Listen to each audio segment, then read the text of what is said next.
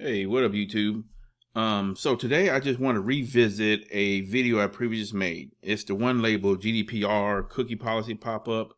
I noticed after reviewing, I made a mistake like within the first 10 seconds. I called the video GDPRS instead of GDPR. Technically, it's GDPR. And then also because the video ran pretty long, I didn't get to address the different style of options. So I figured we can do that today. So yeah, this is the sample web page we used before. I'm just going to use that, but now what I want to do is extend this content before I can activate the vertical scroll bar. So we'll just do that by copying this paragraph tag over and over again. Figure maybe 3 times should be enough. Save. Okay, and here's our vertical scroll bar. Now pay attention when I scroll and how the pop-up behaves. Yeah, so you see how it sticks with the content. Now you can rock it like that if you want. Honestly, I don't know if that's the best user experience. What I want to do is just have this pop-up stick in its place, like freeze.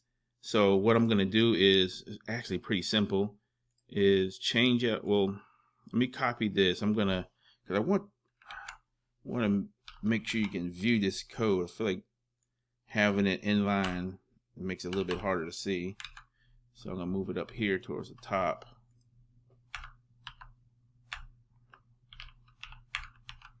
And then I'm gonna break this down.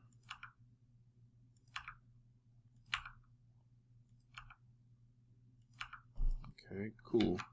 And then again, yeah, we want this pop-up to freeze in place. And to do that, we're gonna switch out absolute with fixed.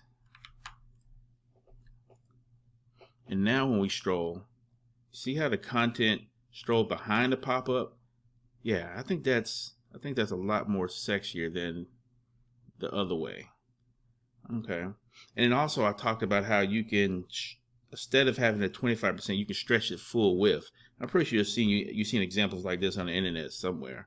So yeah, instead of another quick change to 25%, we'll go 100. And that works, but a little bit, there's a little bit more tweaking we can do. Instead of this gap here, we can close that gap. So, and we do that by changing this 20 to 0.